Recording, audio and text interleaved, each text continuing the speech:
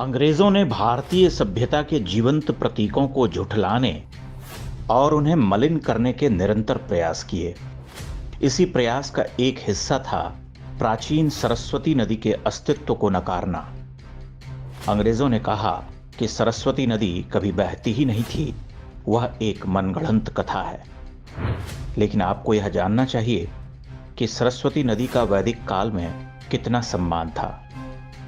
वेद में सरस्वती को नदी तमा कहा गया है, यानी नदियों में श्रेष्ठ। वह नदी इतनी विराट थी कि कई स्थानों पर उसके पाट 6 से 8 किलोमीटर तक चौड़े थे। वैदिक कवि सरस्वती को अंबाओं में श्रेष्ठ और देवियों में सबसे बड़ी देवी कहता है। अंबितमे नदीतमे देवीतमे सरस्वती अप्रशस्ता इव स्मसि प्रशस्ति नस्कृधे है।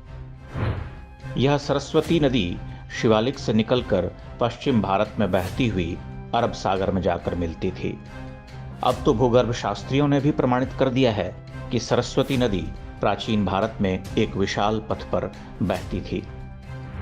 आप ध्यान दीजिए कि वामपंथी और अंग्रेज क्या शिक्षा देते आ रहे हैं। उनके लिए राम और कृष्ण काल्पनिक हैं, रामायण और महाभारत मिथक। प्राचीन भारत की महान गौरवशाली गाथा को वह झुठलाते हैं और मनमानी व्याख्या कर सनातनी सभ्यता पर प्रश्न खड़े करते हैं। अब आप उनसे प्रश्न करना प्रारंभ कर दीजिए।